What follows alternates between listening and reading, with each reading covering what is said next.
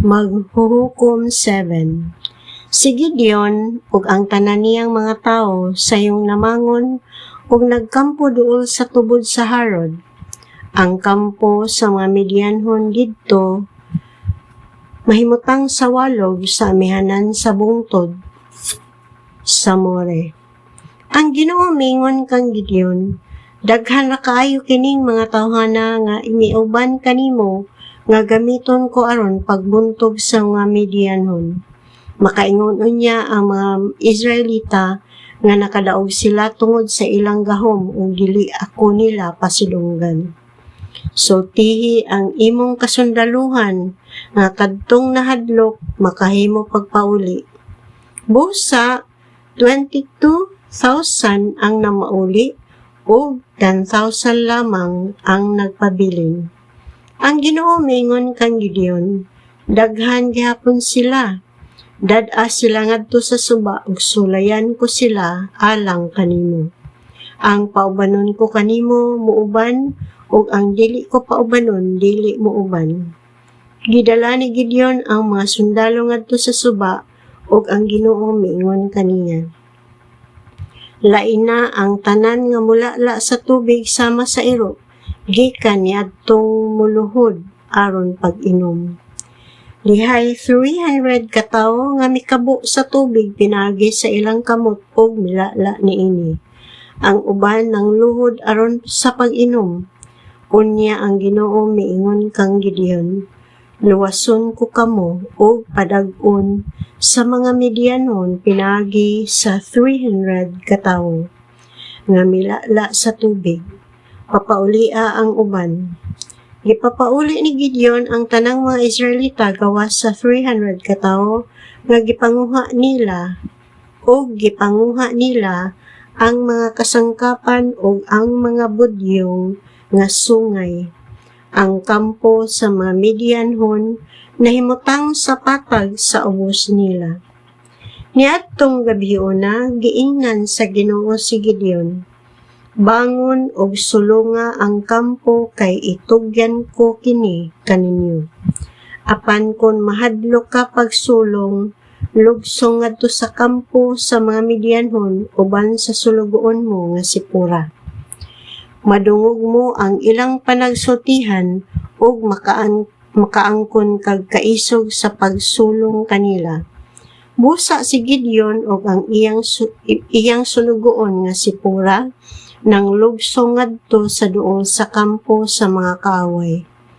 Ang mga Midianhon, ang mga Amerikanhon ug ang katawhan sa kamingawan nagkatap sa walog sama sa mga dulon nga mihugpa ug daghan kaayo silag mga kamelyo sama sa bala sa kabaybayonan. Pag-abot ni Gideon, nadungog niya ang usa ka tawo nga misugilon sa iyang damgo ngadto sa iyang higala. Matud niya, nagdamgo ako nga may usa ka buokpan nga sibada nga naligid nganhi sa atong kampo ug naigo ang tulda. Natumba ang tulda ug nahapla sa yuta.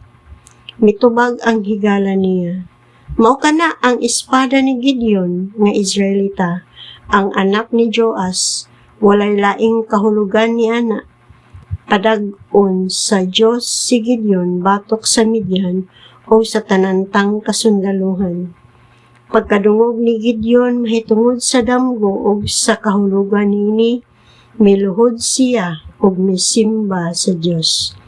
Unya mibalik siya sa kampo sa mga Israelita ug miingon, bangon kamo, itugyan sa Ginoo nganhi kanato ang kasundaluhan sa Midian. Gibahin-bahin niya sa tulo ka pundok ang iyang 300 ka tawo ug ang tagsa-tagsa gihatagan niya budyong nga sungay ug tadyaw nga may sulo sa sulod niini. Giingnan niya sila, tan-awa ninyo ako ug buhata ang buhaton ko, inikabot ko sa duol sa kampo.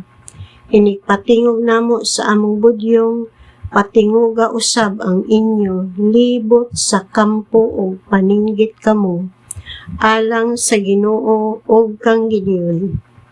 Si Gideon og ang iyang 100 ka tawo miabot dool sa kampo sa wala pay tungang gabii, human lamang gayud pulihi ang gwardiya. Unya, gipatingog nila ang mga budyong o gibuak ang mga tadyaw nga ilang bitbit.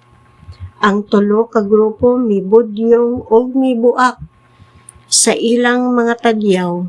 Sa wala nilang kamot, gibitbit nila ang sulo o sa tuong kamot ang budyong o nalinggit sila. Espada alang sa Ginoo o kang Gideon. Ang matag tawo nagbarog didto sa ilang dapit libot sa kampo ug ang tibuok kasundaluhan sa kaaway nanagan o naninggit. Samtang nagbudyong ang 300 ka tawo, gipaunay sa Ginoo sa pagtinigbasay ang mga Midianhon. Nanagan sila paingon sa Zerera hangtod sa Betsita ngadto sa lungsod sa Abel-Mehola dool sa tabat. Unya, gipanawag ang sakop sa banay ni Neftali, ni Aser o ni Manases o gigukod nila ang mga Midianhon. Nagpadala si Gideon og mga tawo sa kabungturan sa Ephraim aron sultihan ang katawhan. Lugsong kamungari og tabang sa pagpakigubat sa mga Midianhon. Bantayin ninyo ang suba sa Jordan ug ang mga sapa sa Betbara aron dili makatabok ang mga Midianhon. Busa nagtikom ang katawhan sa Ephraim ug gibantayan nila ang suba sa Jordan ug ang mga sapa sa Betbara. Nadakpan nila ang duha ka pangulong Midianhon nga si Oreb ug si Zeb. Si Oreb gipatay nila didto sa bato sa Oreb ug si Zeb gipatay nila didto sa pug-anan sa bino ni Zeb. Gigukod nila ang mga Midianhon ug gidala ang mga ulo ni Oreb ug ni Zeb ngadto kang Gideon nga didto sa silangang dapit sa Jordan.